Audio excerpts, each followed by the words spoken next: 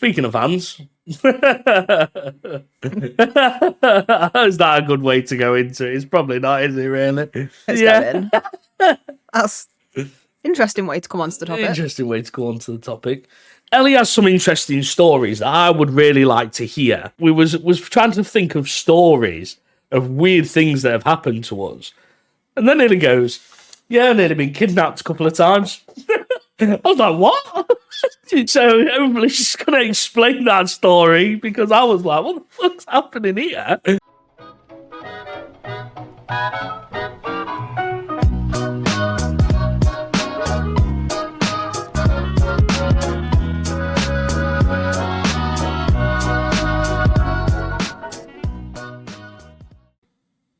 What did you do this weekend? Anything nice? You went to go and see some friends. You were sending me pictures and going, oh, Sheffield United are so shit. And I was like, well, I do know this. Thank you for reminding me. Yeah, we were sat in a bar and loads of people just started leaving and everyone was like, they're Sheffield fans. Because they scored 4 goals in 5 minutes or some shit. Yeah, the other team. Yeah. I don't know who it was, but Sheffield are so bad. so bad. I know nothing about football, but that was bad. Standard scenario, really, isn't it? Standards. But yeah, no, the weekend was good. Went into Birmingham, saw some friends, stayed with them. Just went out and had a lot of beer, played some games. I seen that you was playing shuffleboard. You was like, I don't know how. Yeah, I had no idea what it was, and I was so bad at it at the start, but I got the hang of it quite quickly. I felt it was obviously you slide the thing down like a table, don't you? Yeah. And it's so hard to gauge, when you've never played it before, because obviously the things are quite heavy, so you're like, oh, you've got to really push them. Yeah. But you've not, because you've got to stop it before the end of the table, but as close to the end as you can get. Yeah, for more points. And my first few were just going right off the end. Yeah. Every single time. But yeah, I got the hang of it. Nice. Where was you at? Where did you go? Roxy's. They're everywhere now, aren't they? Yeah, we've got one here now. Have you? I haven't been, but yeah. Oh, you got to treat yourself to a Roxy's trip. I might do. Where you are? At some point. Don't de-dox yourself. Yeah. If people are there just Googling, where are Roxy's? Where are Roxy's? Looking at all of them. I don't know how many there are, so I don't know. Maybe I am doxing myself, I don't know. There's loads now. Oh, okay. We're fine. Yeah, I'm pretty sure there's one in Manchester. There's one in Liverpool, Sheffield, Nottingham. There's 2 in Nottingham. 2 in Nottingham. They're everywhere. Yeah. There is actually 2 in Nottingham, to be honest with you. What? There's a bigger one and then there's a smaller one, isn't there? Yes, there is. Is it snowed where you are? Not that I know. I mean, my curtains are still shut, so I don't think so. It's about 3 inches of snow here. Really? I'm not even joking. Yeah, he's literally outside. He's covered in snow. I want snow. It looks really pretty outside. I went for my haircut this morning. I'm not joking. It was like a snow blizzard outside. And I was like, wow. Driving through that and then going to get your haircut and then getting wet through in the process whilst parking in a car park and then coming back. Yeah, not really ideal. See, I want snow because I really want to do a photo shoot in the snow. I've never got to do one before. And it snowed one year. I've been saying to my friend who was a photographer for years, I really want to do a snow shoot. When it snows, we're doing it. And it finally snowed. And his style of photography was very dark background, very shadowy, very dark. Mm. And I get that's what he liked to do. But he used to always say, if there's any shoot ideas you've got, let's do them. Took loads of photos that I have to say would have turned out really good. Yeah. However, as a photographer, basic thing to do, you take your first photo and you check it on the back of the camera. Is the lighting okay? Is it in focus? Is everything good to carry on shooting? He didn't do that. Okay. And got back to mine, uploaded the photos to my PC, and every single one of them was out of focus. Oh. Blurry as fuck, boy. Oh. Not. And I was like, if you didn't want to do this, why didn't you just tell? I could have asked someone else. I'm not a big whiz with cameras. It's not my thing. I don't know how they work. I've took obviously a few photos of cars in my time with cameras, But normally they have like an autofocus on them, don't they? Anyway. Yeah, but because of the snow, Yeah. obviously you got snow falling. Because you know when you like, so say you're looking through the lens, you manually adjust it by turning the lens, but it's also what you see through the lens to know if it's focused or not, though, right? Kind of. So on a camera, you'll have like a focal point, Mm. and there's different ways to do it. So you can do like spot thing or whatever, where you basically there's dots on the screen, and you use the like arrow things to go across and select which bit's in focus. Yeah. There's I don't know what they're called, but one's like a square thing with a dot in the middle. Mm. And whichever one you use, basically that middle point or whatever point you've selected, if it's the dot one, is what's in focus the most. Yeah. So if you're shooting a person, like portrait photo, the standard is you focus on one of the eyes because that's quite central to the face. That means all of this is going to be in focus. Yeah.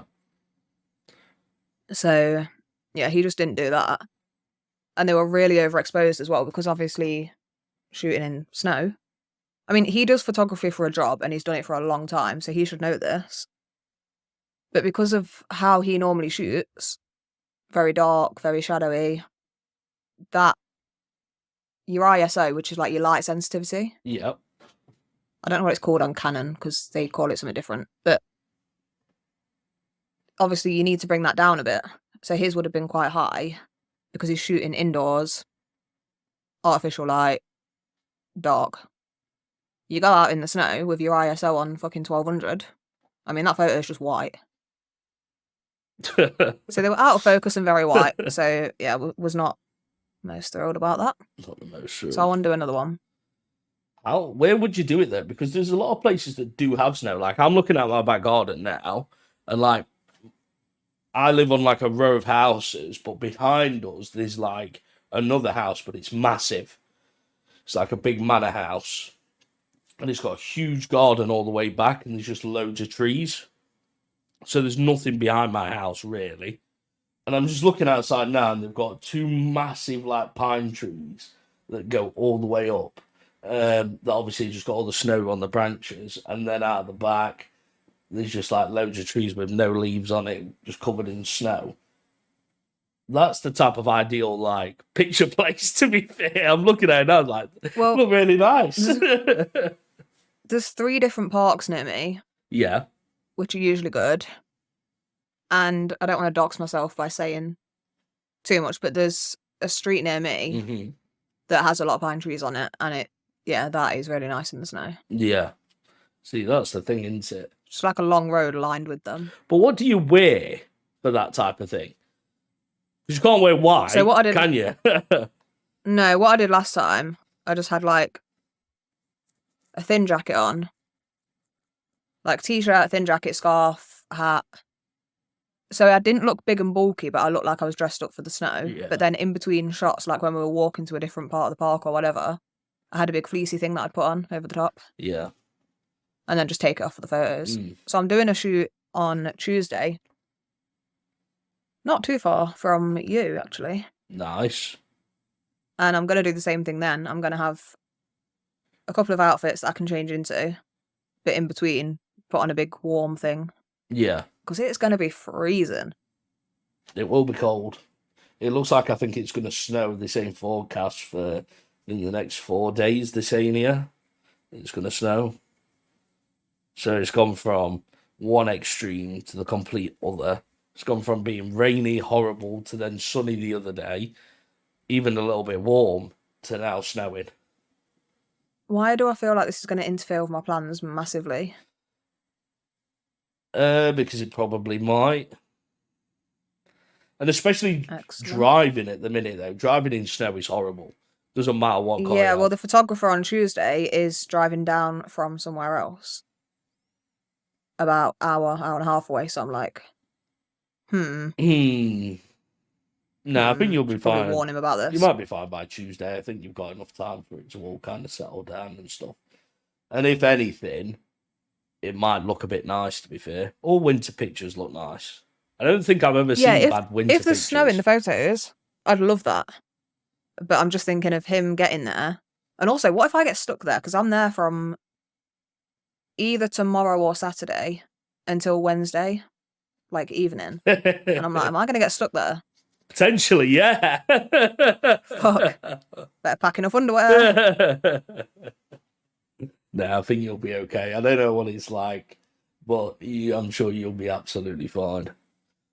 But it does look beautiful outside today. I will We'll give it find that. out, won't we? And that's why I've got perfect lighting, which you normally moan I don't have. Today Yeah, is your like lighting is usually it's shit. so good because all the white snow that's outside is just glistening. See, I have bad lighting today. I could not figure it out. So my lights are exactly the same as they always are. Same place, same strength, same colour. And it's just not, I don't know, it's just not working for me today. Do you think that's just because it's in daytime? No, because I've got blackout curtains. So the only bit of light that's coming into my room is that tiny bit under that bit of curtain that you can see. And that bit at the side near where your monitor is, that wall. Yeah, so I actually like, it's like a tiny amount. So I have a clip on the bottom of my I can see it curtain a little bit. to like clip it shut. Because otherwise I just get glare on this monitor really bad. Yeah. So I clip it, but obviously I did have like double-sided tape all the way down the window pane like that. Nice. But it just didn't hold the weight of the curtain, so I ripped it off. You can only do so much with what you have. I try. Do you know, right now, they do blackout curtains that actually stick around your window frame? That's what I need. Yeah, they do them. Because in this room that I'm in, I don't have any curtains on this window, but it is south facing because it faces towards my back garden. So it's south facing. It's like the worst room, but a good room for light in the day. But it's terrible to do anything on a computer in the day. Absolutely awful, in fact, because the See, I never have my curtains open, which I know is bad. But anytime I'm in my room, I'm either sleeping or I'm at my PC. So I don't want the light, like on me or on the monitor. And every time I go, like when I go to my partner's for the weekend, I come home and my mum's coming. She's like tidied around my room a little bit, and then open my curtains, and my room is freezing because the curtains have been open. I'm like, stop doing it. I don't want light in my room. My room is not a light place, okay? Imagine it's not made for moaning, not about the fact that the curtains are open and there's light in there. You're not moaning about that. And it's just the fact that it's a little bit colder than what it normally is. It is. You walk in, it's freezing. But isn't that the best feeling for going to bed? No. I love that feeling. Where it's cold in your room. We spoke about this before, how when I'm cold until I have a warm shower. Like, I cannot get warm. It's not happening. It's just not. Just feels like you're getting a bit old. I bet that's what I said last time as well. Probably. I am definitely getting old. But it worries me sometimes. The only thing that I find comforting is, like when you are cold and then you get warm, that comfort is like the best feeling in the world. And that is like going in my cold room or coldish room. It's never freezing cold, but coldish room, to then getting in your bed and under the blankets where it's nice and warm. And then you're like, yeah, this is the bed. Do you know what I mean? You get all cozy and then you fall asleep easier. See, that doesn't really happen to me. If I go to bed cold, I'm cold for the night. I feel like you have a hot water bottle in the summer. No. So in the summer, my room is it's impossible to fucking breathe or do anything. It's horrible. And every year, like, I'll moan about how hot it is. And my family's like, oh, everyone's in the same boat. It's the same everywhere. And I'm like, no, like, you say this every year. And then one of them will walk into my bedroom to get something or ask me a question. They're like, fucking no, I can't breathe in it, and walk straight back out. And I'm like, exactly. But you seem to forget this every summer when it rolls around. The first time I say, oh, it's too hot, you're all moaning at me. But the second you walk in my room, you don't want to be there. Like, my sister walked in last year, moaned about how fucking hot my room was. She was like, fucking ridiculous in here, I can't even breathe. And then she came in with like this big metal fan that she's got in her room and was like, put this in here for a bit. But the fan's, this is why I don't have my own fan. It does nothing. All it does is blow more hot air. You need a window open to circulate the air. See, I do that, but not till the evening because, so another reason I got these blackout curtains, they trap the heat. Yeah. So I have them closed in the day because when you open the curtains, you feel all the heat that's like trapped behind it. Yeah. So that keeps a lot of the heat out of my room. But because of the direction that my window faces in, so the sun rises like there. By about 11 o'clock, it's at the side, which is coming in my window. And it sets like just behind me. Yeah. Like slightly to that side. So it's on my room all day from 11 o'clock until it sets. Well, last year, when it was hot and like unbearable and nasty, I can remember what I did. I created like a wind tunnel through my house. So I had the bathroom window open all the way through to my bedroom, and I shut every other door. And I just had them 2 doors open so that air would pass throughout the day and would always keep it cool. That's the way that I did it, and it worked, to be fair, all the way up until night time. And then it was like in the summer, we've been having like these smoggy, horrible nights and stuffy nights where the humidity is so high, there is no air at all passing through. And then that's when you got to like close everything up and get your fans on and try and do whatever you can. It's horrible.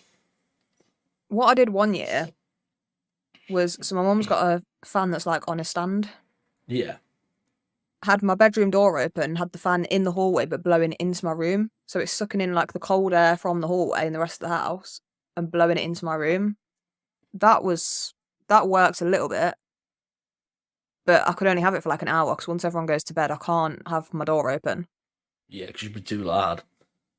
Fucking Yeah. Call of Duty, flipping Well, Warframe. I don't know what it is. I can't stand being in a room when the door's open. If you go in a room, shut the fucking door.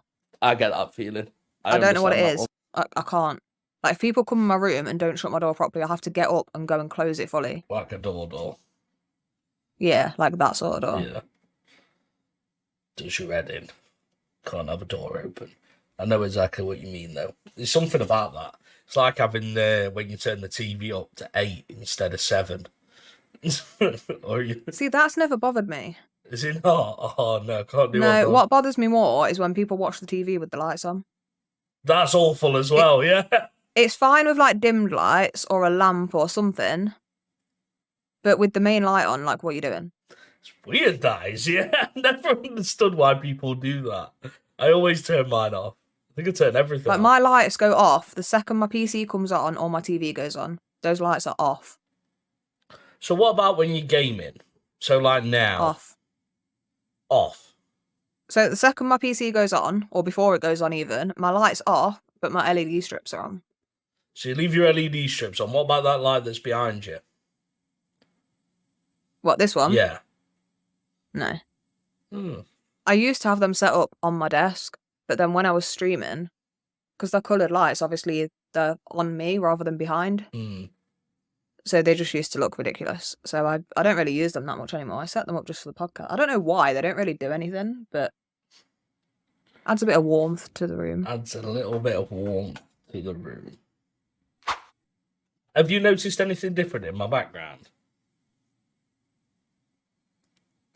I got a cap now as well. Oh, I was looking at that and I was like, nah, from here it looks like your helmet. So I was like, that's the helmet. I've already seen that. But I see the helmet's like right above your head now. Yeah. It's signed by Patrick Mahomes. Oh. And it cost a lot of money.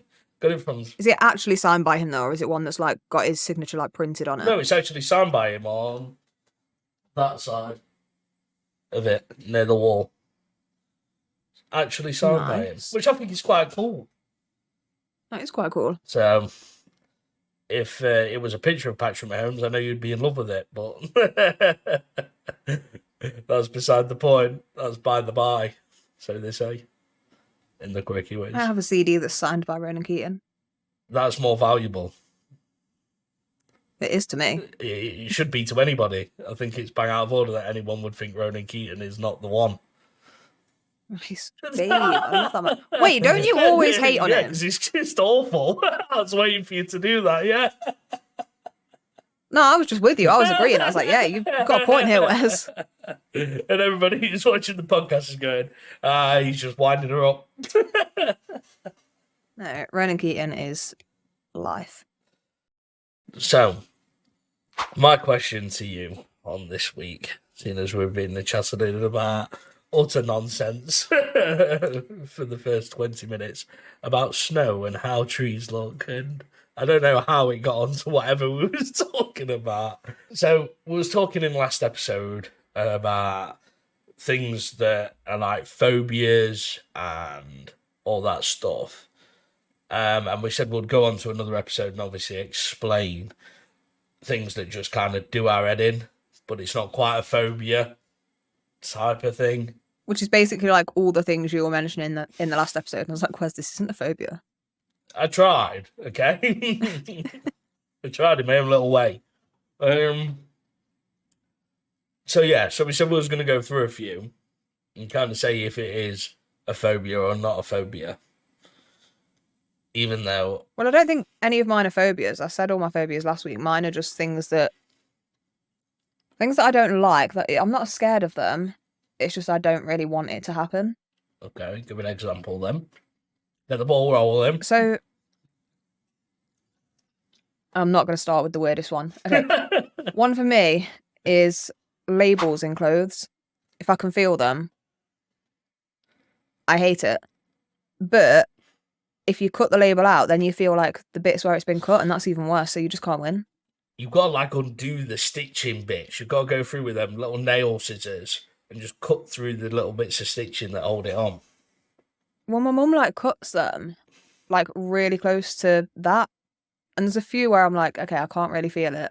But there's a few that I can, and I'm like, I can't wear this clothing anymore. Can't do it. You just give up. Yeah, I hate it. It makes me feel really uncomfortable. Okay.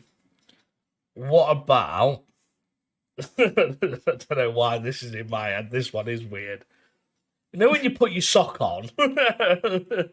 Right. Funnily enough, mine's to do with like socks and feet. Carry on. There's the little braiding that goes over your toe. Yes. Right. You know if that's in the wrong place and it's not pulled up Or if your you can foot, feel it too much. If you can feel it too much, it's the worst feeling in the world, right?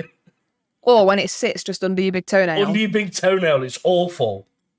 Oh. It's the worst feeling in the world. Yeah. And I get that. Or if the heel is in the wrong place. yeah, because you can feel it. When your sock like moves. You got to take your shoe off and put the sock back on properly. Yep. Yep. The second you feel it, you're like, I don't care who is looking. No. I don't care what's going on. I don't care if I'm in a fucking sit-down meal with the Queen. My shoe is coming off. Damn straight it is. I hope you're not in a sit-down meal with the Queen. It means you wouldn't be here. Anyway. Oh, yeah, shit. I forgot she died. With the king. What the fuck? I forgot. I just forgot it. Forgot about that. I mean, for 27 years of my life, we've had a Queen, all right? Takes some getting used to. Rest in peace, Big Liz. Carry Big on. up the Liz. Wherever she may be. Anyway, yeah, the socks. Okay. The little stitching over. Wow. So I feel like I can say my weird one now, because you might agree. Okay. When you can feel your toes too much. In your shoes or in general? So, obviously, if you can't feel your toes, seek medical advice, because that's not normal. But, when you're aware that they're there and you can just feel them, and it just... You just don't... Like, I don't know how to explain it. Like, you're just aware that your toes are there, and then you can just feel them, and you can feel each toe, like, touching each other toe, and it just... Or something else touching... Like, when you're in bed... I get what you mean now. If your feet are, like, straight up like that, and you can feel the quilt cover on your toes... Yeah. Like, yeah, if I can feel my toes, it's not a good day. Right, I get what you mean now. So it's the same ideology of if you can feel this part of your t-shirt rubbing against your skin. It's the same thing. You don't notice it all day. It's always there. Yeah. But then when you notice it, it's the worst thing in the world. Yes. And it's the same with your toes. Because your toes are just there, doing absolutely nothing. But then all of a sudden, you'll move your toe for whatever reason, and you automatically realise they're there. And you go, that's uncomfortable. I don't like this. Yeah. Same in your shoes. And I will get it at the most random point. Like, I'm just sitting watching TV, and then I'm like, I can feel my toes. And it just... I don't know. It's like, I don't even know how to describe it. It just makes me feel like I want to reach in my ear to my brain and just like scratch this itch that I can feel because my toes are there. That's the only way I can describe it. Okay. I want to itch my brain. Okay, so still going on the similar thing, things that like are annoying, or well, I'm going to try and move away from the human aspect of it, or what we do as people's type of thing. You know when you open a packet of sauce from like Burger King or a sachet packet, and you tear it, but then no sauce can come out? Yes. And then you can't tear it again because you've already teared the bit that's got the tear bit on it. Yeah. How frustrating is that, right? Or, you know, on like the big bottles of like barbecue sauce or ketchup, and you peel off like the film lid, but that thin bit of plastic stays on. Yeah, you can't get it off. So you've just pulled off the sticker bit and the rest of it's on there, and you're like, okay. Gotta go in the bin now. Any normal... You have to like get a knife and cut around the edge. Yeah, any normal rational thinker would just go, I will get the knife. And me and you were sat there going, what do we do now? Well, I do go for the knife, but after I've had a full meltdown. Yeah. And this is the thing with me, the smallest inconvenience ruins my entire mood. And the worst one for me is coat hangers. Coat hangers? Coat hangers ruin my fucking day, okay? Because you go to get a t-shirt off and it comes off one side and then it sticks on like, you know, the two little bits that go like that. Yeah. Any normal person just goes, oh, it's stuck, and they reach around and they pull it off. I just pull the t-shirt like that until the coat hanger breaks. The amount of snapped coat hangers I must have like a week. I snap at least 2 a week because I just get angry and I just force it off the coat hanger breaks, and then I get pissed off and then I dash the coat hanger at the wall and I'm like, fuck this, fuck everything, fuck life, I'm going back to bed. It's the worst thing. And it's such a simple fix. But I can't, it just frustrates me.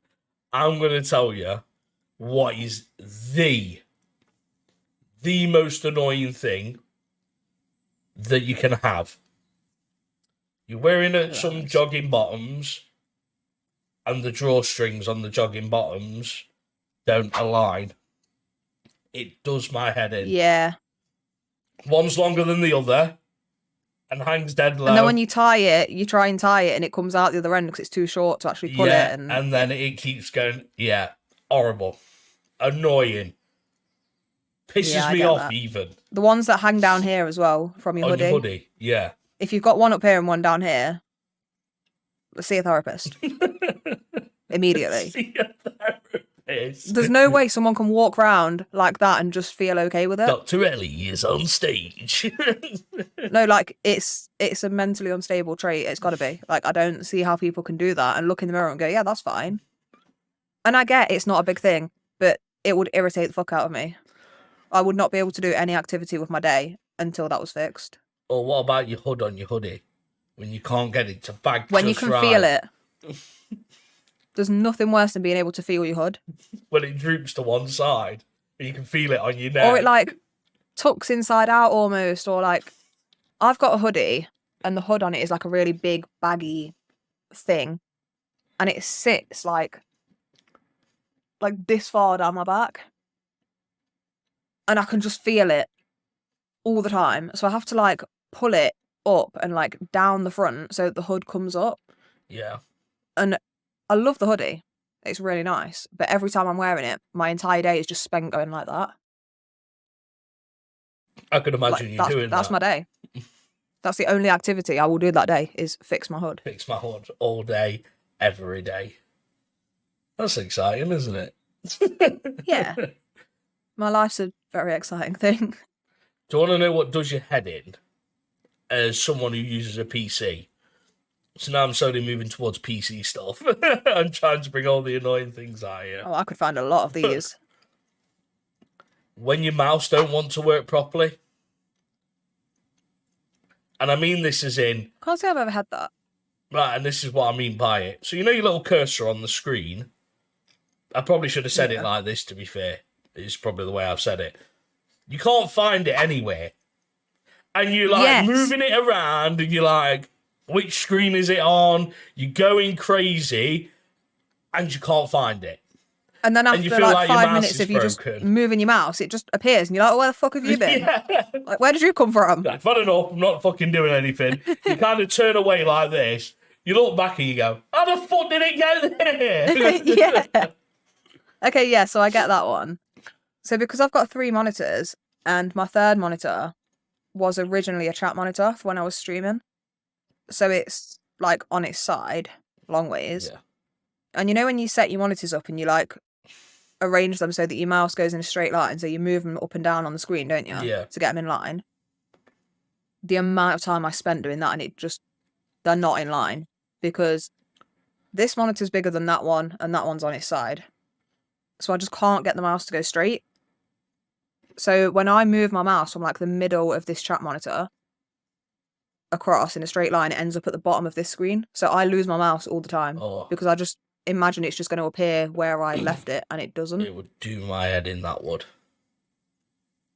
Yeah, luckily I don't use the chat monitor that much. Yeah. Like whenever we do the lives, it's just got the chat coming up on it. I don't actually need to click anything. Oh. But when you stand up and accidentally knock your mouse, and you're just like, well, now where is it? It's all alone. It has disappeared into the abyss. Surely you've got another one, Ellie. I've come up with 2 stonkers there. Oh, I've got so many, but I'm trying to think of like PC ones.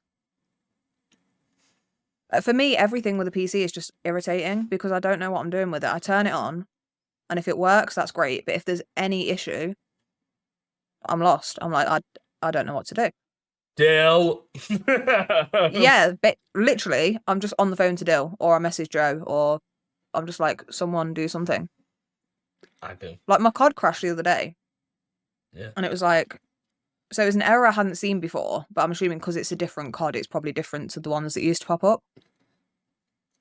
And it was like, it's unexpectedly stopped working.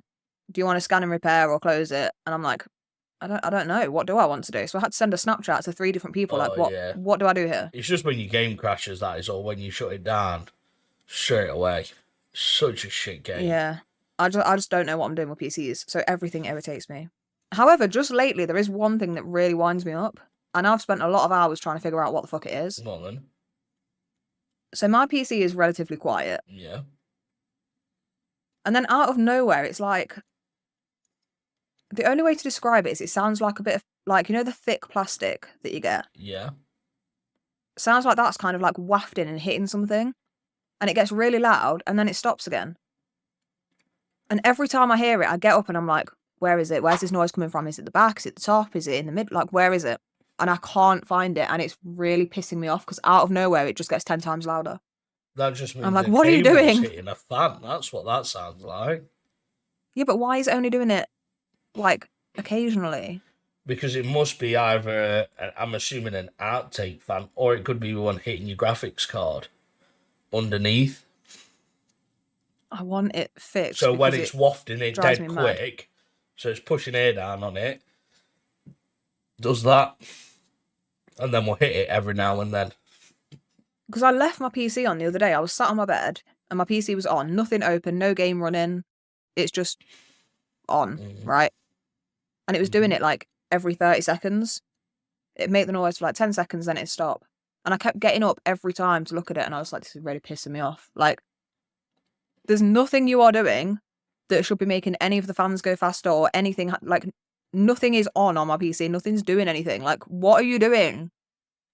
Why are you doing this to me? Why to me? Honestly, this weird noise has taken over my life. It's like the night that I could just hear this really weird, like... Can you ever hear electricity? Like, you hear the humming of it. And it's very faint, but you can hear it. Don't think so. Okay, well, I can hear electricity sometimes, right? And I could just hear this really faint, like, buzz or hum, and I was like, where is it coming from? And this was from probably 2 a.m. Right? My mum got up at like 8:30, and I'm just wandering around the house, like, I will find this noise. I've been up for hours, literally just putting my ear up against it. I'm like, is it the fridge? Putting my ear against that. I'm like, that's got a noise, but it's not that. It's a different It's a different pitch. You know what? Do you want to know what's bad, mate? You're talking about stuff like that, and I don't know why it comes to my head right now. That is literally like you Spider-Man trying to find out where the bad guy is. Right? But that's what I thought originally. And then I thought, I mean, Batman. that noise was the bad guy in my life. Yeah. And then I was thinking, earlier on today, completely off topic, I promise we'll come back. My e-cig was falling from my counter in my kitchen, and I caught it, like, dead quick, and all my mind went was, da-na-na-na-na-na. Thought I got bit by a spider last night. I thought I was actually going to be Spider-Man. Reflexes were on point. And you know the worst bit is? I did it out loud to myself. It wasn't even in my mind. I literally caught it and went, and I was like, wow. See, that could never be me. My reaction time is so off. This is part of the reason I don't want to drive, because you know when I'm in the car with someone and they have to brake, or you're going past a road and there's another car coming out and they've not quite stopped in time, and you're like, are they going to stop? And you have to put your brakes on. Yeah. I don't notice it. So when I'm in the car, like with my partner or my dad, and they do it, yeah, they'll put the brakes on, and then I'll see. I'm looking straight at this car, but the brakes will go on. It takes like 10 seconds for my brain to register. Oh, we've braked, we've stopped. Oh, look, there's a car there. Oh, wait, look. I could never drive. If someone walked out in front of my car, they could be 2 miles down the road. I still won't fucking see them. So Ellie's reaction. It just takes a while for my brain to register. And it's like on Rocket League, the ball's like flying towards me. I'm just looking at it. I'm like, oh shit, let's hit it. Like, you're good at Rocket League, though. Yeah, I don't know how. I'm good when I've got control of the ball. But if someone passes at me or it just starts flying towards me, it just takes my brain a minute, because it's like, that wasn't there a minute ago. I can just imagine a cup falling off the side, it's smashed on the floor, then you put your hand out. Yeah, that is me. Smashes, you hear the smash, and then you go, oh, nearly had it. Yeah, that is 100% me. One of them moments where it's like, oh no. Yeah. In fact, that's another thing that's not a phobia, but something I don't really want to happen. It's irritating. Go on. Similar to the coat hanger, it's not a big thing, right?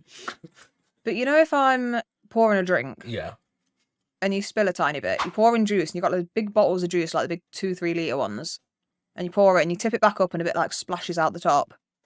Oh. End of the world. And it goes on the side. End of the world. Especially black currant. Because we only have black currant in our houses, but when we go to other people's houses, it's always orange. Yeah. Remember that. That's the rule. And you know it stains. You know it stains. See, for me, it's not even the stain. It's just the fact that, I don't know, it just... You know when you try to do something and it just doesn't go the way you want it to go? Like, I know that's life and shit happens, but it just really pisses me off. Okay, so, like, you know how you're saying with you pour in the juice and it drops and spills out. If you spill it on the floor, what do you do? Get a tissue or kitchen roll. She's not like you rub your sock in it, don't you? Straight. Every single man on this planet. Wet socks are the worst thing, right? If I go into the bathroom or whatever and I accidentally stand in a bit of water and my socks are wet, those socks are coming straight off. Like the second I've stood in it, they're off. I have to dry my foot and then put a fresh pair of socks. I can't do it. Wet socks and a wet sleeve. Worst things in the world. Wet sleeve, yeah.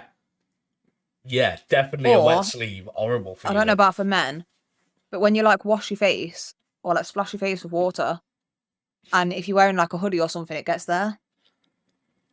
And then every time you move your head, you can feel it on the bottom of your chin.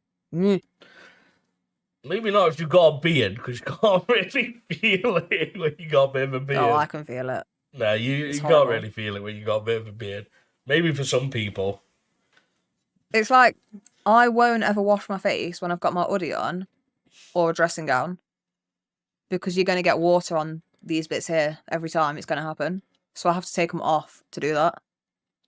What does annoy me, okay, so on that and similar thing, when you're brushing your teeth. Because I feel like it runs a bit down your chin without any help whatsoever. It just happens.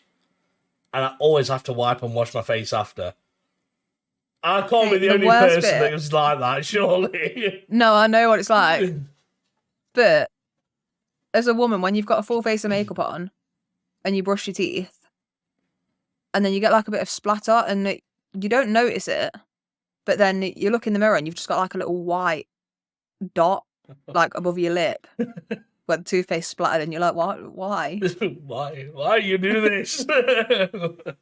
Why you do this in end life like this? It's not right. It's really annoying. Fucking hell. Did you not, for Christmas, give you an awesome present? Yeah. See, so I can be nice. You never got yours. I feel like I need to tell you what your birthday one was and reorder you one. What was it? If you sit tight, I'll show you. Show me. Because I got one for me as well. Ooh. So, stream, you're about to see it all live. And you're going to get Wes' honest reaction of how he actually feels about the present that Ellie got him. Now, I'm not ungrateful, but I don't know whether to act like I don't like it just to see what she says, because I think it would be quite funny. Or actually, if I do like it, I've got to actually do it. What? What we that was waffling on between about? me and you watching it whilst editing. Right. So I ordered you. Oh, look at that. On the back. That is so sick. That is so sick. So I've been holding off wearing mine because I'm like, I don't want to ruin the surprise for Wes, but yours obviously never got delivered. That is so sick. So I'm going to order you another one, but I am going to make a few minor adjustments to the design. So it'll be the same. Yeah. But I don't like how it printed up. So it doesn't show like, you know how the logo's got a bit of a glow around it and it's like meant to be neon? Yeah. It doesn't come across that way on the shirt. It still looks good, but it doesn't have like the glow around it. So I'm going to make that a lot more glowy. So I would like you to tell, we'll call him E for this reason, because I don't know if we've said it on the podcast yet. I would like you to tell E to wear it and model it. I want him to be the model for our t-shirts. I can do that. I reckon he'd like it. That'd be cool, that one. Yeah. He'd definitely pull it off as well, to be fair to him. He would. That's great, that is. Actually, look how smiley I am. And then when you go back, You would have fucking had your own. What did I put? What I just said beforehand, and you'll watch it anyway when you're editing. But I says, I might just say I don't like it to be a dick. But I can't say I don't like that because that was great. Absolutely amazing. Would have been such a good present, right? Yes. And I can't argue with that at all. Top tier, top class. Well done, Ellie. So yeah, I will redo the design on Photoshop and get one ordered. Yeah. For you. And I'll just get it sent straight to you rather than sending it to me and then posting it to you through fucking Royal Mail. They're the worst, though, for posting out through. Because what they'll do is they'll knock on your door, but it'll be like this. Then they'll go... Yeah, and then they just run. Fuck off. Yeah. I swear, honestly, they don't want to talk to anybody. Royal Mail just don't. If you flipping get DPD or something, they'll drop kick your door down. And then they'll just launch it over your ass. Well, yeah, if you're not home, they'll leave it somewhere. It's not anywhere convenient because either you spend hours searching for it or it's right in plain view where it's just going to get nicked. But at least they leave it for you. I can remember when I ordered, I think it was new CPU for my PC. And it was like £250, bought it from Curry's, like next day delivery. And they left it on top of my green bin where anyone could just get it. And I was like... We've had it before. Amazon. So you know how they come in like the Amazon boxes? Yeah. And it'll say like your parcel's been delivered. And I'm like, Mom, have I had a parcel? No. And they've left it in the recycling bin. So on like my front porch, like you go up a step and it's like an archway thing. And there's like a little corner. And that's where our recycling bin is. And they put it inside there. So obviously we're looking for it. And there's a cardboard box in a recycling bin doesn't really look out of place. No, it don't. Got there in the end, but like, what a dumb place to put it. I don't know why they do that. I have no idea why they do that. Stupid. Who actually likes DPD or whatever? What's the other one called? Every. But they were the really shit company before, and they changed the name to Every. Yeah, I feel like they changed their names to confuse people and make people think they were good. But I will say, I have a lot of stuff delivered by them, and they've actually been okay. What was they called before? Oh, were they Hermes? Yes, it was. And they were so shit. Yeah. They lost all your parcels. They used to fuck everything up. You'd do anything not to get them being your deliverer. And then all of a sudden it was like, nah, fuck that. They was like, we've got to change our name. We've got that many bad reviews. So they changed the whole brand. But they've actually been all right for me. No, it's Every. Literally changed the whole branding. But the problem is, it's because they don't actually employ people from the, like, as their business. They just get, like, self-employed people, don't they? Who have got, like, vans. And then they go, right, here's your scanner for the day. Go and take it out and deliver as many parcels as you can, and we'll pay you a fee for however many parcels. So you get Jeff drive up to Amazon and go, I'll deliver your parcels for a day, mate. And then they chuck all the stuff in the back of his car, and then he goes off delivering it all. Oh, well. All good fun. All good fun. Speaking of vans, is that a good way to go into it? It's probably not, is it, really? If it's going where you think it's going, that's interesting way to come onto the topic. Interesting way to go onto the topic. Ellie has some interesting stories that I would really like to hear, because they sound not unbelievable, that's the wrong word. They sound maybe too good to be true, just from the start. I wouldn't say good. Or bad to be true. That's the too bad to be true. We were saying that we was trying to think of stories of weird things that have happened to us, and then Nearly goes, "Yeah, Nearly been kidnapped a couple of times." I was like, "What?" She was like, Yeah, guy just down the street. I was like, what the fuck? So hopefully she's going to explain that story, because I was like, what the fuck's happening here? Because I was so confused. I was like, I don't like that happened to me. Why is no one trying to kidnap me? And I thought, well, then again. No one wants you. Then again, I won't want to kidnap me either. So makes a lot of sense, actually. So. Well, so I wanted to call an episode It's a True Story. And I was like, Wes, have you got any stories that are like unbelievable, but it's a true story? And he was like, no, like nothing ever happens to me. I was like, have I got some for you? So it's a bit like our Reddit episodes, but actually hearing it from you. So I'm going to start with the least interesting one first. First kidnapping attempt. So me and my sister, 2 doors down from us, there was another 2 girls who lived there, and we were friends with them. And you know when you're younger and you go to play out? Play out. So we're playing out, and they get called in for dinner, and it was like a rule, when it was dinner time, the others like go home, or you're not in the house. Yeah. You go at dinner time, unless you're eating with them. So they went for dinner, so we're just kind of like hanging around outside their house. Someone pulls up in a car, a man and a woman, in between our 2 houses, so the house like next door to us both. And the guy's like, I can't remember it. I was very young. I was only about 6 or 7, and my sister's 4 years older than me. So I don't remember it. I remember them trying to talk to us, but I don't remember what they were saying. And for some reason, so our friends, they never locked their door.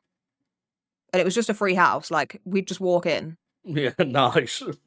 Like, when we were younger, we'd just walk in, because they always had really good snacks. So we'd just go in and be like, what snacks you got? And just go raid their fridge. But because it was dinner time and it was such a big rule of you have to leave at dinner time, we were like, well, we can't go to their house. And we're outside their house. And we're like, we can't get to our house because these people are in the way. And I remember the woman had the door open, like the front door. And she was like trying to get us into the car. Like into the back. And the man was like coming around the other side. So my sister like grabbed me by the arm, ran up the road to our friends' next door neighbours, so in the opposite direction. Yeah. And knocked on their door. Like, why didn't we just go to our friend's house and just run in?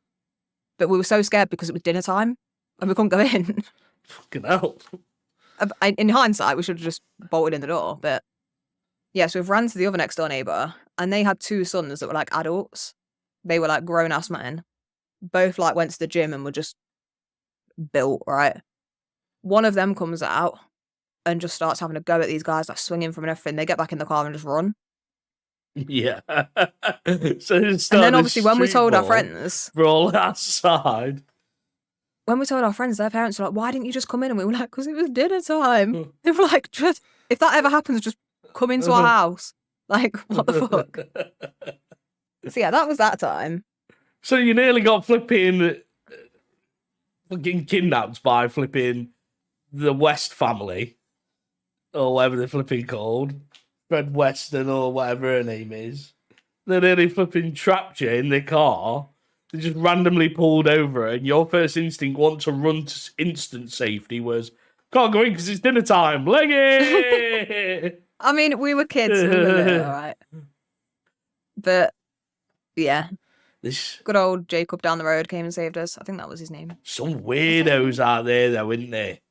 That just goes to show. Oh, they were really odd.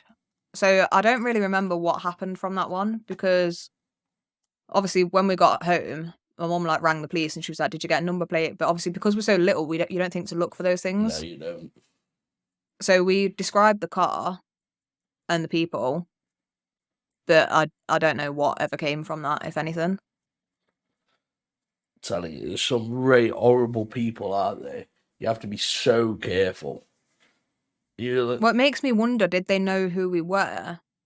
Because they parked the car like, you know how you park like a little bit up the curb, like 2 tyres up the curb? Yeah. But they were like fully on the pavement, almost, between our 2 houses. And it was like, almost as if they knew that we would have wanted to go that way but couldn't. So it's like, had they just drove around and seen us playing out with them for a while and sort of figured out who lived where? So I don't know, but it seemed a bit odd, like they parked up perfectly between the 2 houses.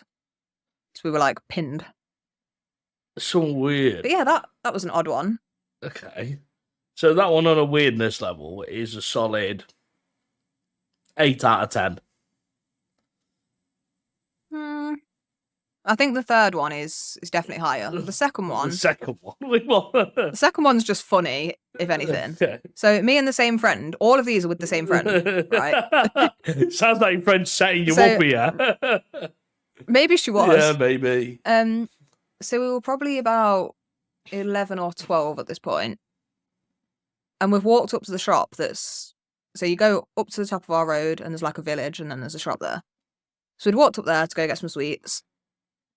And like as we were outside the shop, someone pulled up in a car, some man, and he's like trying to get us in the car and he's saying he'll buy our sweets in the shop and whatever. He's like, "Oh, what do you want? I'll go in and get them for you." And like, "Where do you live? Do you want a lift?" And all this, like trying to get us in the car. And my friend, she was a bit aggressive. So she's like, "Oh, fuck off, you fucking weirdo," and all this crap, right? Just really winding the guy up. So then he gets quite aggressive and he's like trying to come in front. He's like grabbed her arm and whatever. So we've just like ran into the shop and there was an old lady in there who lived at the top of our road, known her for years, right? Just because our parents spoke to her and whatever. So we knew who she was. Name was Olive, bless her. Olive had a mobility scooter and a walking stick and all that jazz. We've gone in the shop and we're like, "Oh my God, this man's trying to get us in his car," and like we're scared to go out the shop and whatever. Didn't have phones on us, so we're like, can we use someone's phone to ring our parents to come pick us up or whatever? And Olive's like, "I'll fucking get him," grabs our walking stick. So she had it like resting on our mobility scooter, grabs that, zooms out the door on our fucking scooter, starts chasing him, like smacking him with a stick. And we were like, what the fuck? It was honestly like something out of a comedy sketch watching it, because we're just stood at the doorway watching her. And she's like, "You get out of here, you leave these girls alone," like waving her stick at him. He's just got back in his car and gone. And then obviously she, on her mobility scooter, like we walked at the side of her and she made sure both of us got home. She came down to our houses and like dropped us off. So I'm very thankful for Olive. Big up the May Olive. she rest in peace. Oh, love Olive. Gang. Yeah, what a babe. But it was just so funny how she's like, I'll fucking get him. I'll fucking get him. And she did. Yeah, it'd be She worse did. if she pulled out a fucking machete or something, wouldn't it? Pulls out the Glock. Oh, I I'll wouldn't. get him. Don't worry wouldn't put it about past that. her. Bally's up. Gets balaclava on. Gangster granny in it. Oh, she was so funny. Like when we were younger, we used to always say to my mum, we were seeing Olive. And she was like, oh, what's she been saying to you today? Because she just, even when we were younger, we loved her because she'd just like swear. And obviously when you're young, you think it's such a bad thing. And you're like, oh, I can't believe an adult's doing it. Yeah. My mum was like, oh, bloody hell, I've seen Olive again. Gonna come home learning all these new words. See, whilst you're on that scenario, I do have a story, not anything like crazy like that. But I feel like everybody had that figure as a kid, and it wasn't their family either. So for me, my grandma used to live on a cul-de-sac. And everybody in the cul-de-sac, especially if you live in a cul-de-sac, anybody who has, you'll probably know, everybody knows everybody. You have street barbecues, everything. It's a massive family atmosphere. Everyone knows everyone. Everyone goes drinking around everybody's house. It's like family. At the bottom of the cul-de-sac, there was an old couple, Barbara and Brian. Always remember them.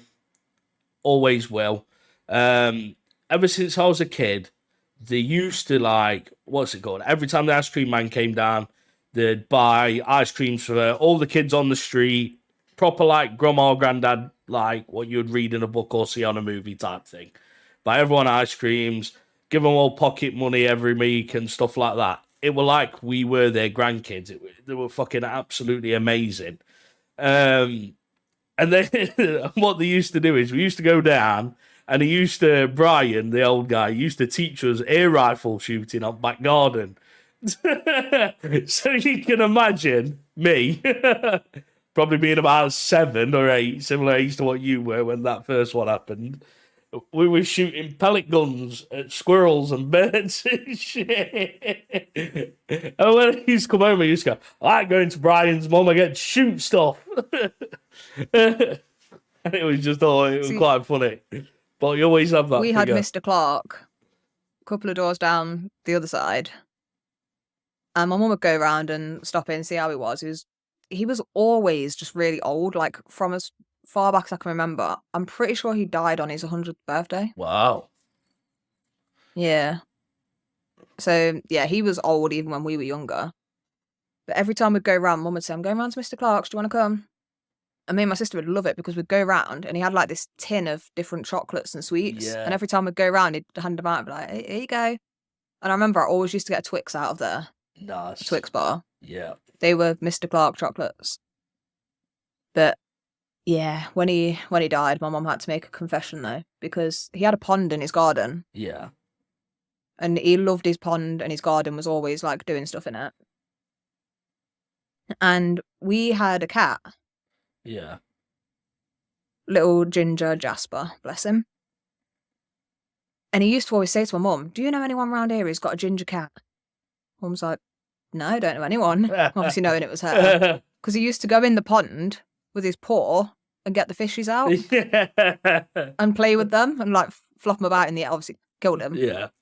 And he was like, I'm always going down and buying new fish and this bloody cat keeps coming. My mum's like, don't know who this is. Don't know what the weird thing is now, though. When he died, she admitted it to his son and was like, I could never say it to him. Never say it to him. It would hurt him too much.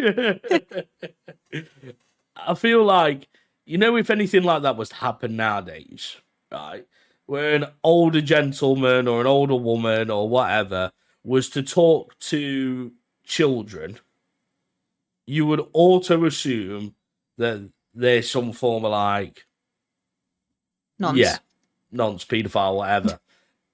But back then it wasn't that. Even though they were about, it was a different time. Completely different. Yeah. It isn't like think it's it is now. And like, because my parents knew them as well, it was never weird. Yeah. But like, even like the old lady who lived around the corner. So I knew of her. My mum knew of her, but we didn't like know her. yeah. But she'd always stop me and my friend when we went past on our bikes and offer us a drink and some sweets. And in hindsight, yeah, like we didn't know her that well. We just knew her name. Yeah. And they were just nice. my mum would walk past her in the street and just say hiya and like know who she was, but didn't know her as a person. But yeah, like no one ever thought anything of it. Like we'd come back home and say, oh, we went into Celia's house today and had a drink. Yeah, and it would be normal. Although we were always convinced she was a witch. We went into her house, right? So normally she'd come out on the front garden and bring drinks out and whatever. Yeah. But she invited us in once because she'd done something to one of the rooms and she was like, oh, come and see it. And we're like, a bit weird, but okay. Went in and the house was just like, it was full on witch's house. The kitchen had a cauldron in it. Right? And then she's took us out to the garden. She's got this big tree and she's got like plastic chairs like in a circle around the tree. And like fairy lights from it. And she's like, this is where I take the children. And we're like, right, I think we're going to go. She's probably going to cook us in the cauldron. But then when we came home and told my mum about it, because we were like, no, she's a witch. Mom, she's actually a witch. Because we were only probably 8 or 9 at the time. And my mum was like, she's a bit odd. And then when we said she said, this is where I bring the children. She said, no, she does piano lessons. She has children at her house and does like group lessons. Oh, they are then. So it's not as weird, but it was still weird. Like, just like they were just set out in a circle and she's like, this is where I bring the children. And we're like, right, what do you do to them? But it's true, though, exactly what you was just saying about the fact of you would literally just go and get a drink and it would be completely normal and no one would even question it. No one would even think anything of her. Yes, you know them, and yes, I know your parents know them. But, nowadays, even if you know somebody, you still wouldn't let your children be alone around them to an extent. Yeah. Like, I know this sounds odd, but think of it like a dog being left alone in the room with a kid. It's kind of the same thing. You don't leave someone you don't really know alone with your child. The same thing applies. You've got to make sure that everything that you're doing is protected, because how many horror stories is there now? Loads. Too many. Loads of like people have had even like boyfriends or girlfriends for years, and then they find out they've either been like abusing or being nasty or whatever towards children, and even worse than that, end up ending life and all this other stuff. It's there. People are fucked. And like the classic story that you hear, well, when we were kids, it was, never take sweets off a stranger. That was the one thing that we was always told. Never accept sweets off strangers. But then... Except on Halloween. Yeah. And then we do Halloween every year where we go and knock on their house and go, I want your sweets. And it's like... So... Yeah, very, very thin line on that one. It's a bit of a weird one, isn't it? But a lot of things were acceptable when we were children, and like how genuinely nice people were, to nowadays where people seem to have an intention for everything that they do. They're not just genuinely nice people anymore. It seems like it's really hard to find that now. And you only get that with a few people, Anyway, let's get on story number 3. The story that you've all been waiting for. So, me and my friend were actually talking about this one a couple of weeks ago. She came around and we were talking about all the weird shit that happened to us when we were kids. And she was like, oh, I remember that guy. So, my friend used to smoke, but she'd do it, like, secretly, so our parents didn't know. Yeah. So, when she wanted to go to the shop, that was usually code for, I need to smoke, can you come with me? And where the shop is that we used to go to was right between our 2 houses, and obviously parents can drive by at any point. So we used to go to one that's a bit further out. Cut through the park, and she'd smoke on our way through the park. So there's a park, like, just down the road from me over there. Cut through, and then you come out on this other street, walk up a bit, and there's a shop. So I walked up there, gone in the shop. I've gone off to get my stuff. She's getting her stuff. I come back, and there's this man talking to her. And he's saying to her, he's like, oh, let me buy them, I'll buy them for you. And So by this point, we're probably 14, 15 years old. Yeah. So she is still very aggressive, but at this point, she's a bit like, yeah, go on then, mate. Free shit for me. And I'm like, no, don't. Like, this, no, this is weird. Like, stop it. He's offering to buy my stuff as well, and I'm like, no, you can do one. She is letting him buy her stuff, and she just kept putting stuff on the counter and was like, can I put more on? Like, just really taking the piss, right? Anyway, he pays for this stuff. I get my own because I'm like, this guy's weird. Like, I don't want any dodgy dealings in here. So we've gone out the shop. She's like, yeah, Sam, mate, we've gone to walk off. And he's like driving along next to us, and he's like, oh, where do you live? I'll drop you home, yeah? And obviously, her first thought is, no, I'm going to cut through the park, 'cause I'm going to have a smoke. And he's like, oh, you can smoke in the back, come on. Pulls up, opens the back door, and gets out and, like, reaches for her. I grabbed her, we've just ran. Right? Oh. He's driving along, like, following us. So we've cut through the park, and Holly's like, I've already told him we're going to cut through the park, but there's 4 different exits. So she's like, you don't know which one we're going to come out of. We've gone into one, there's 3 other options. Yeah. He doesn't know which one it's going to be. And obviously he can't drive through the park. So she's like, fuck it. Like, if we run straight and come out the exit that we need to get to our houses, he's going to be going all around the house. Like, he's not going to get there before we will. So we leg it, get out the other side, and his car's already there. Right? Pulled up at the side. And he's like, no, why are you running? Come on, get in. Like, getting really, like, funny with it. Like, why are you running? Why are you running? And all this. So we've just legged it across the road, about got took out by a fucking bus. It's like a big main road, and there's 2 sets of traffic lights, so you cross one bit to go halfway, and then you have to wait at the lights, and then we just fucking legged it. Yeah. Right? Come around the corner up to our houses, and then Holly's like, we can't go home, because then he's going to, like, he's right behind us, he's going to see where we go. Like, I don't want him to know where we live. So we just keep going. Right? Just keep going up the road. I've got my phone out, rang my mum, telling her what's going on. She's like, just come home. Like, I'll call the police. They'll be here within minutes. Like, if he sees where you go, don't worry about it. Like, just get home. So we've gone back and just gone into the house. Mum's rang the police, filed a report. Police officer came around, spoke to us both. We've described him, described the car. I'm pretty sure they said that they'd had a similar report from someone else, like, describing the same sort of car and man. Mm. So I think it was a couple of days later, that was it. That's all that happened. A couple of days later, me and my friend come out of the house, and she sees his car, like, parked up a couple of doors down from mine. And she's like, no, what the fuck, that's his car. And I'm like, no, it's not. Like, why are you trying to scare me?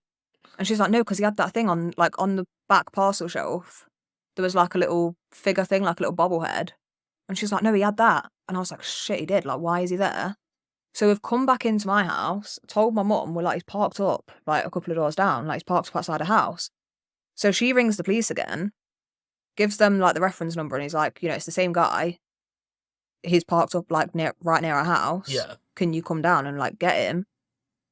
Police come down. My mum and my friend's older sister have walked past the car and tried to see what's going on. And there's, like, a front door open. And it's some guy had, like, not long moved in. So I think it was Mr. Clark's old house after he died. It was either that house or the one next to it, but I'm pretty sure it was his. Yeah. And they've, like, peeked the head round the door. The house is completely empty, right? Everything covered in plastic. And, like, ladders, like, obviously decorating or something. And she pops her head round. And Holly went and stood at, like, the top of the driveway. And this man came to the door and was like, can I help you? And Holly's like, that's him. Like, that's the guy. I was still at my house, so I wasn't here for this bit. So, obviously, friend's sister starts kicking off and calling him a nonce and all this other stuff. Police have come down, obviously, because my mum's called and said this car's here. They've come back home. Police have gone and spoke to him, and then they came back to ours, and they were like, right, so he lives there. So, I know this is a bit weird, but chances are he knew who you two were when he came to the shop. Like, he'd probably followed you there. He's probably been watching you for a while. How does that make it any better? What the fuck? What the fuck are the police doing? Well, it doesn't, but but I suppose they have to let you know, don't they? Yeah. Like, what's been going on. And we're like, oh my, like, think of all the times we've been in my back garden, like, in the summer, like, just in our bikinis, like playing. Has he been there in the window? Like, how long has he known who we were, sort of thing? Oh, that makes you feel sick. So yeah, that one freaks us out. But then I don't know what happened, but he said, I have got some good news. He said he is moving. However, bad news, he's not moving far, but obviously we can't tell you where he's going. But I don't know what happened with, like, was he arrested? Was he questioned? I don't know. That's the last we heard. He's not moving far. But we've never seen him since, so. Weird, though, that, innit? But that was really weird, because we were like, we didn't know how long he'd been there. We weren't aware that anyone had moved in. So we were like, we don't know how long he's been there. How long has he known who we are? Obviously, we've just gone for a little walk through the park, gone to the shop. And all that time, he was probably following us to the shop. And you've not even thought about it. Like, it's so weird. And that made sense why he knew what exit we were going to come out of the park at, because he knew where we lived. Yeah, so it wasn't even just a good guess. Yeah. Because for all he knew, we could have gone out of either of the side exits or gone through and then ran back the way we came. Once he'd driven off. Like, he had no idea we were going to go to that one. So yeah, that was a really weird one. That's so fucked up, that is. And then nothing happened to him then? No, nothing at all? I don't know. We weren't informed of it. But I don't think they normally do let you know if anything comes of it. If a nonsense stalking, unless it, like, goes to court and you have to go and, like, is it testify or whatever you do? So if a nonce is stalking, I don't think you're ever made aware of what happens. What happens? I assume because we were minors as well, it was probably like... It's even worse. Yeah, like, they won't involve you in it if it ever went to court or anything like that. But I suppose because he didn't actually kidnap us, all it was he tried to get us in his car. Probably nothing did ever come of it, if I'm honest. Just, it's gross though, isn't it? But there was a couple of doors down. That's the bit that makes me feel sick. Oh, we were like, what the... When we found out, we were like, what the fuck? Like, it's not even just some random guy in the street. It's a guy who lives 3 doors down from my house. And could potentially know or do anything. Nah. Yeah, it was odd. That ain't right. Hopefully that guy's lying in a ditch somewhere right now, but yeah. Fucked up, that. Weird guy. Absolutely fucked up. That is, it's blown my mind. Weird. Well, I've got another story. So we used to play round the close. Okay. So on my street, like, street goes straight up, and then off one of the sides there's like a little square bit like that. Yep. With houses on it, and there was loads of kids who lived around there. So it was always a thing, like, we're going to play around the close. Yeah. And there was probably about 12 of us that would all, like, meet up and play games. Play, like, free pod or shit like Kirby. that. Yeah. Like, all that sort of stuff. Kirby's great. I used to love that as a kid. And I never liked that one because I was really bad at it. That's what I was good at. But yeah, we'd meet up and play random shit. And it was just known. So one of the lads that we all hated, I don't know why he was there. He was a twat, and his older sister was even more of a twat. But he lived in this house, right? And next to him there was another house, and it looked abandoned, right? Old, like, rundown, rusty car, overgrown grass, windows that needed changing 50 years ago. Yeah. Really, like, not great place, right? And it was always a thing that we don't go on their front. If the ball goes there, that's it. That is, like Monster that ball's House. gone. Like, yeah, like, we just kept hearing all these horror stories about the man who lived there. No one had ever seen him. But apparently his parents had told him to never go around there, never knock on his door, never go and get the ball, all this shit. So, we lost so many, like, footballs, basketballs, tennis balls, in his garden. Just never to be seen again. And one day, one of the lads had a basketball, and it rolled under this guy's car. It was a new basketball, and he was really happy with it. He was a bit funny about bringing it out, but everyone convinced him to. And it rolled under this guy's car. And, like, got wedged under the back end of it. So obviously we're all daring each other to go and get it. And my friend Holly, fucking Billy Big Bollocks, she's like, I'll do it, I don't give a fuck. What's he going to do? So she goes on his front drive, gets down, trying to like pull this ball out. Obviously, it's like wedged under the back of the car. She's trying to get this ball out. This man comes out with a fucking shotgun. Like, get off my property. So obviously we've just like, fuck the ball, we're gone. Legged it. Was it a shotgun? Me and my sister have run back and told... Was my sister there? Yeah, I mean, we were kids, so a few of the lads were saying it was a shotgun. I don't really remember because I barely knew what a gun was at this point, let alone what type. Yeah. It was definitely a gun. It was either a rifle or a shotgun, but all the lads swear blind it was a shotgun. So, yeah, I don't think my sister was there this time. But anyway, I've legged it back home, told my mum, and she went, oh, that's Dave. Hang on, who the fuck is Dave? And why are you so casual about this?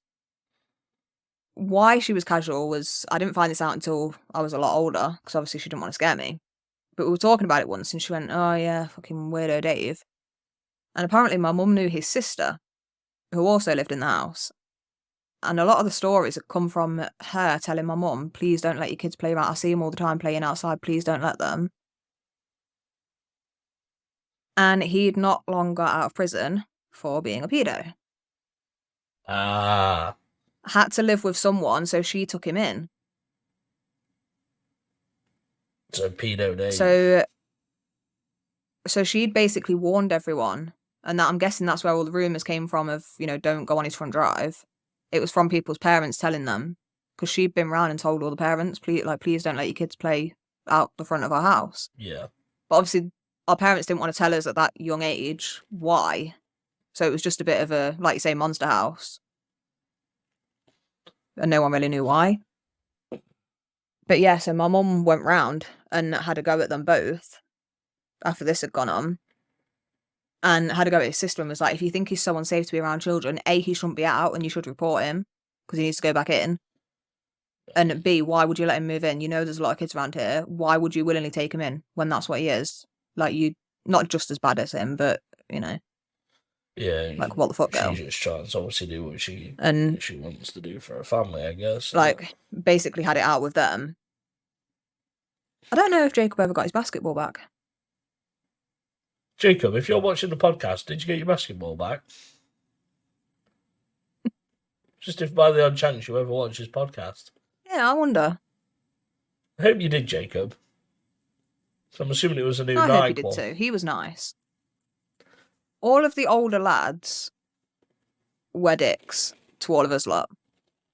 Standard. So my friend Holly, her older sister, and then they had an older brother, so they were all his friends. And they were dicks to us, but Jacob was always really nice. I liked him. How old were they? Nah, or how old would they be now? 31, 32. God. Do you even stay in contact? They were about 5 years older than me. No, none of the lads. One of the lads said, you know the one I said that none of us really liked? Yeah. He thought it'd be funny one Halloween to come and egg our house. Right. I don't know why he thought it was a good idea.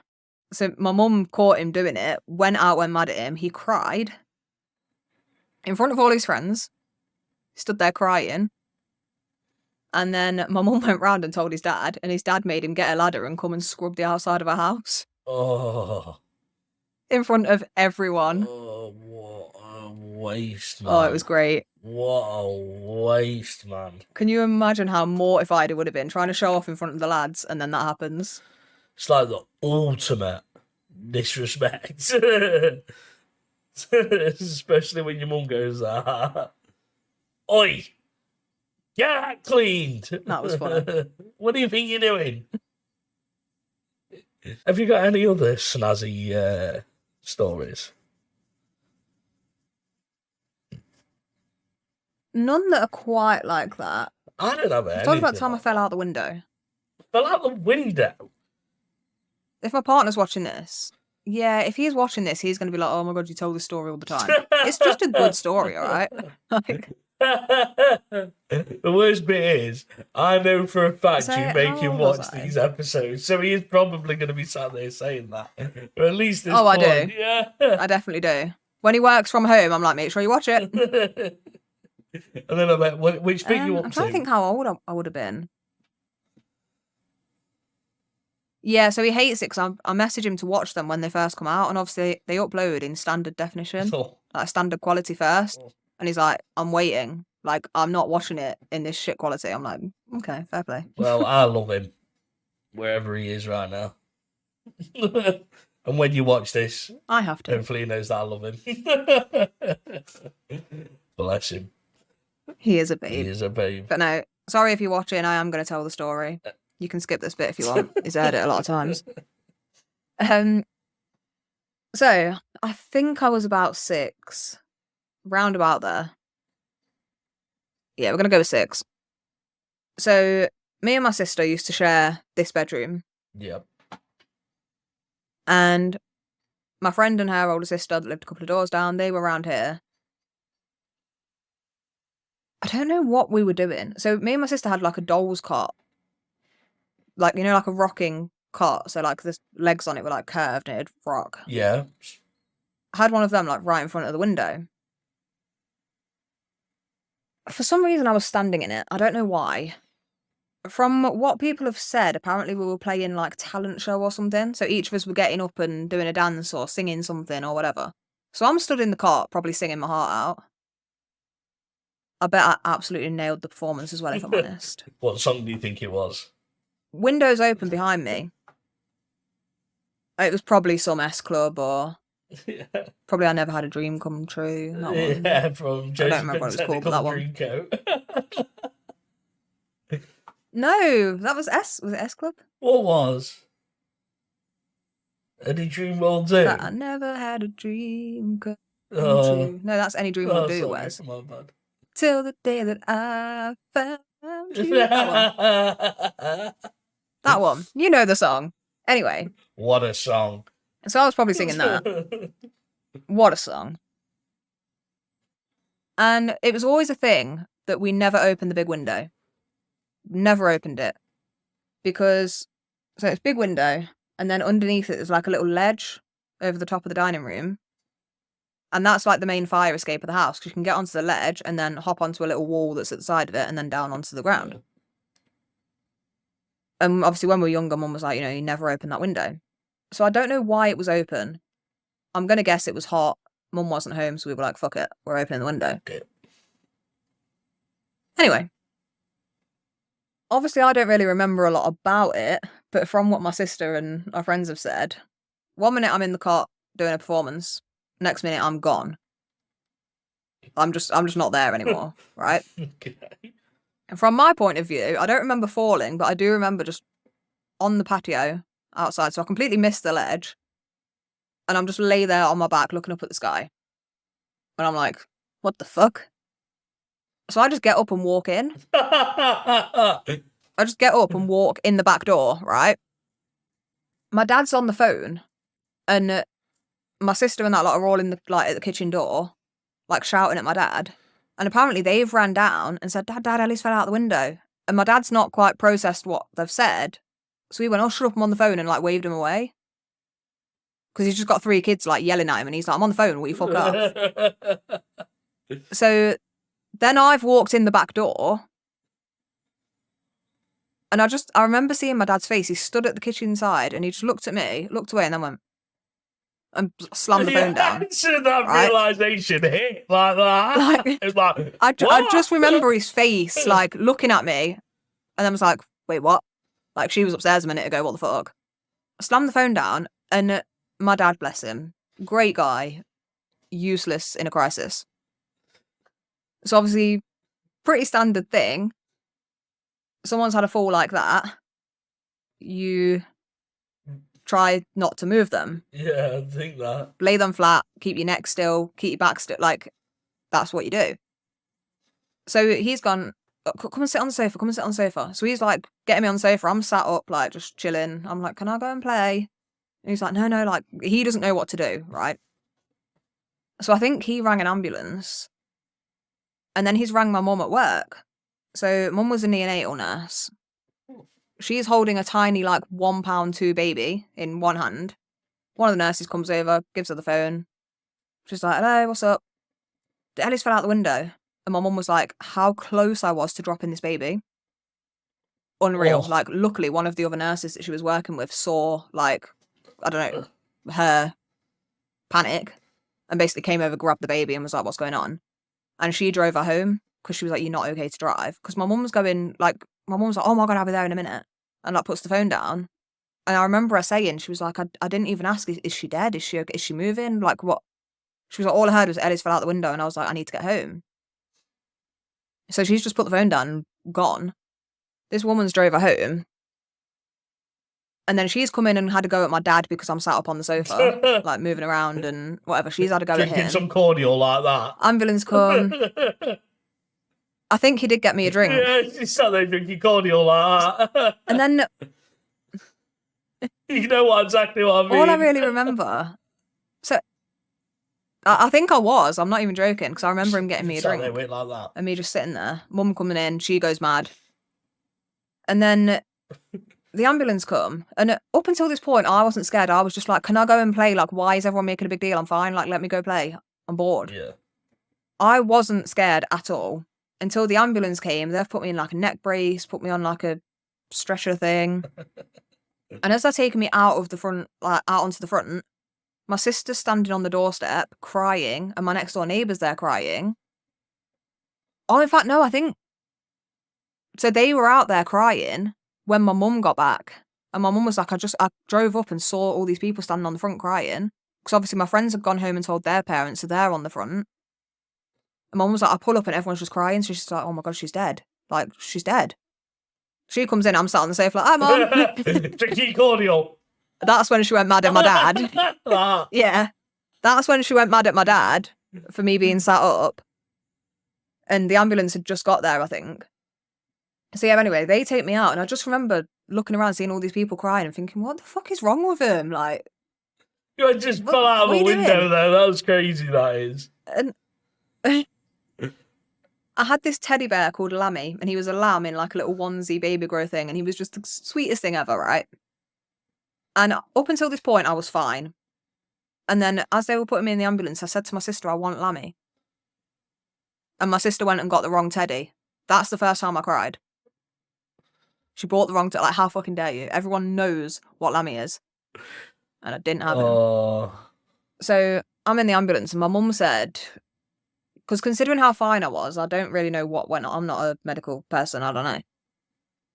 But she was like, in the ambulance, they put like oxygen on me. Yeah. And apparently I wasn't breathing properly. And she was like, it's probably just the shock, like, in your body, but you weren't breathing properly. So my mum was saying, like, oh, pretend you're in Nanny's garden and you're smelling her flowers. My nan had massive, beautiful garden, lots of flowers. And I used to go around and smell them all. Yeah. So she's like, just pretend if you breathe really hard, you'll smell Nanny's flowers. And the ambulance mum was like, that's a good one, I'll use that. But yeah, anyway, got to the hospital. And I don't really know what went on when I first got there, I can't remember. But I remember being in the playroom of the hospital and just playing. And apparently my mum was going mad. She's ringing one of her friends who was a paediatrician. And she's like, they're not x-raying her, they're not, like, she's just in the playroom, like, what the fuck, what's going on? And he's like, it's fine. Trust me, like, they know what they're doing. He asked for what doctor was dealing with me, and he was like, I know him, he's fine, trust me. Like, if he thinks she doesn't need an x-ray, she doesn't need one. Yeah. So I'm just playing. Mum sat next to this woman who sat there with her son. The son's crying. Like, oh, what happened to him? He fell off a wall that was like 2 foot tall, broke a leg and an arm. You fell out of and a then she turns around to two-story my mum and building. goes, she's like, oh, which one? Yeah, she's like, which one's your daughter? My mum went, oh, that one playing over there. She's like, oh, what's wrong with her? Fell out a window, and the woman went, oh, you live in a bungalow? Mum was like, no. She's like, what the, like, her kid's there, like, half broken from falling off a wall, and I'm just there, like, playing. Bones made of steel. But yeah, I was absolutely fine. Well, they said because of my age and the height, because your bones are a bit more, I don't know what the right word is, but they basically said the bones aren't as solid as they are when you're an adult. Yeah, it's squidgy. So you just kind of bounce. Like when you feel like your bones just kind of take the pressure and just kind of bounce it back a little bit. But yeah, I was absolutely fine. when the ambulance said to me, "Does anywhere hurt? Have you hurt your head? Have you hurt your back?" I was like, "No, but I did hit my big toe. The ledge outside there, I'm pretty sure I hit my toe off it because that really hurt." But that was it. Other than that, I was fine. Fucking hell. Imagine falling from a window now. You probably break every bone in your body. I am made of vibranium, mate. Solid. Honestly, when I was a kid, I don't know what I was built out of. Like, went to Sherwood Forest Yeah. with the family one year for Christmas. And I bought, like, you know those kids' bow and arrows where it's like a wooden bow Yeah. and the arrows, like, got those little rubber, like, suction things on. Bought one of them.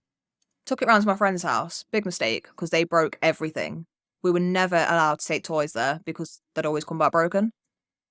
Took it there, she snapped the arrow. So the arrow's just on the floor, right? Snapped in half. Bits of wood, like little splints going up. I don't know what we were doing, but I jumped off the windowsill. I don't know why I was up there, but I jumped off the windowsill, landed on this thing, and it went through my foot. And I just hopped home and was like, "Mum, look what happened." Like, I don't know what I was built out of as a kid. I literally just hopped home and was like, look at my foot. What the fuck? Well, As an adult now, I cut my finger and I'm in tears. that is fucking crazy. I couldn't do that shit. I'd be in fucking tears. Fake little arrow went through my foot. Mate, I was something else as a kid. No way. I mean, me and my friend, bearing in mind, you can go out of my house, walk probably 10 steps and be at her front door. But no, that's not how we did things. We would climb over the hedge. So you're getting all cut up and everything. Climb over the hedge and then climb up a tree in next door's garden.